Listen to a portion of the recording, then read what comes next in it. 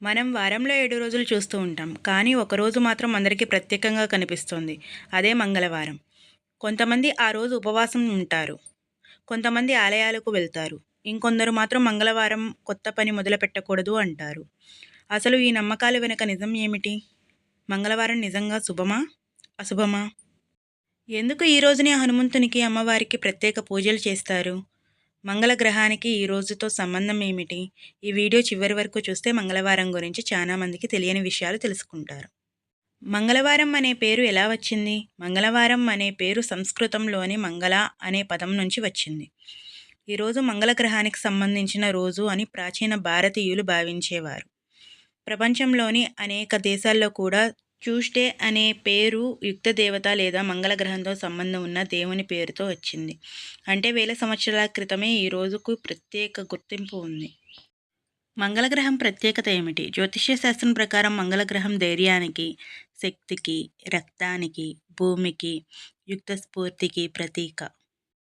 అందుకే ధైర్యం, విజయం, శక్తి కోసం చాలామంది మంగళవారం ప్రత్యేక పూజలు చేస్తారు. హనుమంతునికి మంగళవారం ఎందుకు ప్రత్యేకత? హనుమంతుడు బలం, ధైర్యానికి, భక్తికి ప్రతీక. అందుకే మంగళవారం హనుమాన్ చాలీసా చదవడం, ఆలయానికి వెళ్ళడం, ఉపవాసం చేయడం వంటి ఆచారాలు ఏర్పడ్డాయి. ఈరోజు హనుమంతుణ్ణి భక్తితో ప్రార్థిస్తే భయం తగ్గుతుందని చాలామంది విశ్వసిస్తారు. అమ్మవారికి కూడా ఈరోజు ఎందుకు ముఖ్యమైనది? చాలా ప్రాంతాల్లో మంగళవారం అమ్మవారి ఆలయాల్లో ప్రత్యేక పూజలు నిర్వహిస్తారు. దుర్గమ్మ, పోలేరమ్మ, గ్రామ దేవతలకు ఈరోజు ప్రత్యేకంగా నైవేద్యాలు సమర్పిస్తారు. ఇది గ్రామీణ భారతదేశంలో శతాబ్దాలుగా వస్తున్న సాంప్రదాయం. మంగళవారం శుభమా? అశుభమా? ఇదే పెద్ద సందేహం. కొంతమంది మంగళవారం కొత్త పనులు ప్రారంభించరు.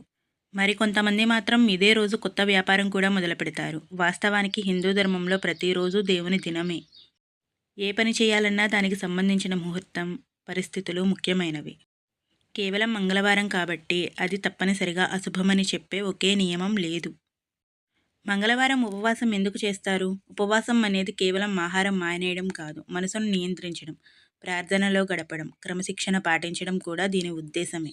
అందుకే చాలామంది మంగళవారం ఉపవాసాన్ని ఆధ్యాత్మికంగా సాధనగా భావిస్తారు. మంగళవారం గురించి కొన్ని ఆసక్తికరమైన విషయాలు. భారతదేశంలో వేలాది హనుమాన్ ఆలయాల్లో మంగళవారం అత్యధిక భక్తులు వస్తూ ఉంటారు. చాలా అమ్మవారి దేవాలయాల్లో ప్రత్యేక పూజలు జరుగుతూ ఉంటాయి. కొంతమంది ఎరుపు రంగు దుస్తులు ధరించడం శుభంగా భావిస్తారు. మంగళ గ్రహానికి ఆంగ్లంలో మార్స్ అనే అంటారు. ప్రపంచంలోని అనేక సంస్కృతుల్లో కూడా ట్యూస్డే యుక్తదేవునితో సంబంధం ఉన్న ఒక రోజుగా గుర్తింపు పొందింది. మంగళవారం చేయకూడదని చెప్పే విషయాలు నిజమేనా? ఇంటిని కొనకూడదు, ప్రయాణం చేయకూడదు, జుట్టు కత్తిరించకూడదు, ఇలాంటి నమ్మకాలు ప్రాంతాన్ని బట్టి మారుతాయి. వీటికి శాస్త్రీయంగా ఒకే విధమైన ఆధారం లేదు. కాబట్టి భయం కంటే విశ్వాసం, వివేకం రెండూ సమతుల్యంగా ఉండడం మంచిది. మంగళవారం ప్రత్యేకత కేవలం ఒక మూఢనమ్మకం కాదు. దాని వెనుక చరిత్ర ఉంది, సాంప్రదాయం ఉంది, భక్తి ఉంది, జ్యోతిష్య విశ్వాసాలు ఉన్నాయి. కానీ ముఖ్యంగా ఈరోజు మనకి నేర్పించేది ఒకటి: ధైర్యంగా ఉండాలి, భక్తితో జీవించాలి, మంచి పనులు చేయాలి.